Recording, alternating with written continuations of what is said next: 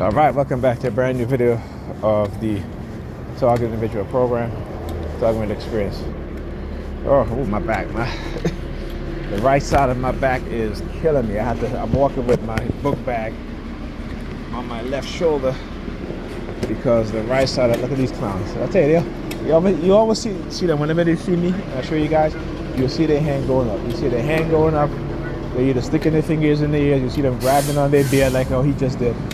I do, but again, they think that they're sending me some sort of subliminal message or what have you, and they are, but I'm not paying attention to that, okay?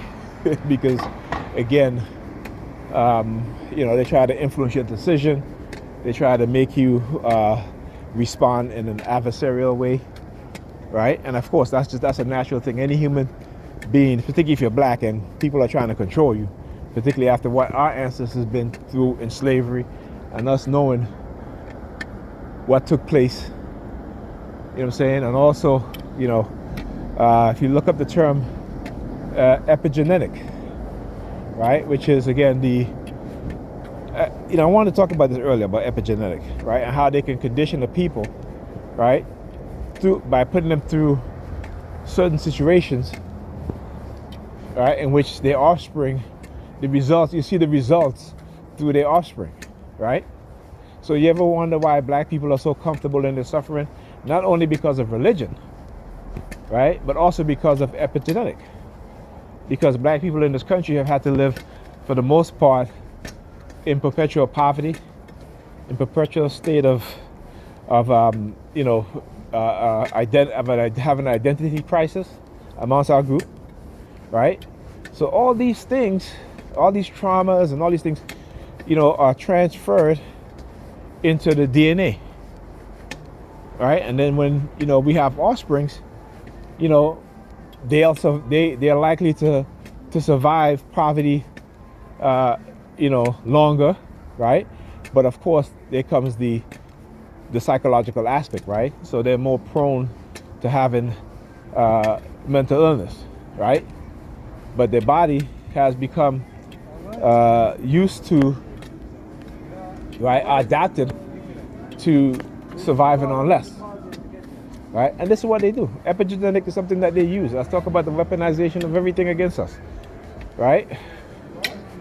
I mean, when you look at, like for example, they've been doing studies on the Jews that came out of World War II and their offsprings, right?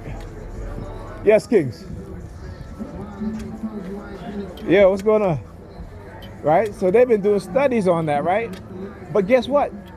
They've been doing studies on that since in the 1960s and 70s, right? How come they never thought about doing something like that with black people, right? In terms of how slavery affect us, right?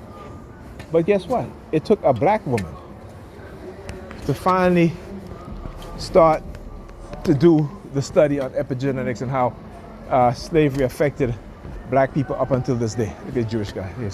I'm using a lot of Hisidic Jews in my targeting today, actually this week. And the reason why, because of my stance on Palestine and because I know the truth about them, right? They're not, and again, I'm not saying this, even they're saying it. Those that took DNA tests and put out on the internet saying that, look, my DNA test shows that I have no ancestral roots to the ancient people who live in Palestine in ancient times who called themselves Hebrews, right? Not Jews now. Hebrews are Judeans, Hebrew Israelites, right? Are Judeans. They have no ancestral roots, okay? Because these people are Europeans, and they're Europeans convert into Judaism, right? Okay, go look up the Khazarian Empire. Go look up Ashkenaz, right? Those are the two main European, which is the Russian Jews and the German Jews. So in the 11th century, the Khazar Empire, again, losing power, did weigh in their odds in terms of which religion to attach itself to. They didn't want to choose Islam, and they didn't want to choose Christianity, even though they were Christians first, right?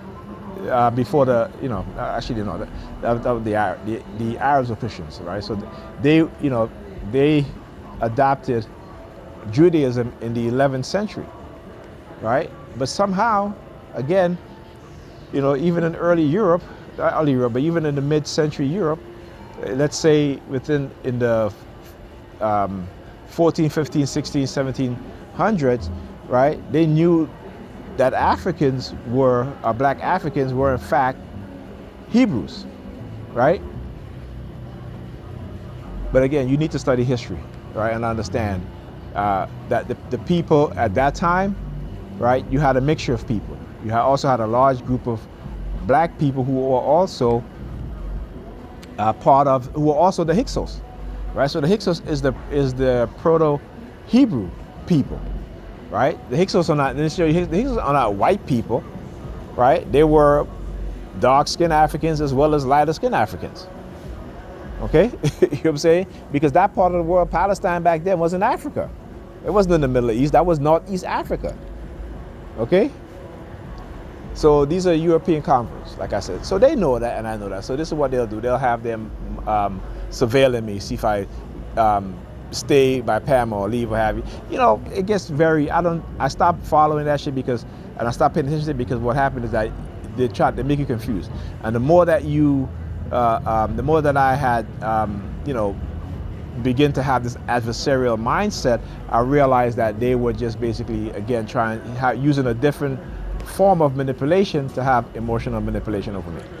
And so I had to cut that. I had to sever that anchor, right? So when I leave, I leave because, again,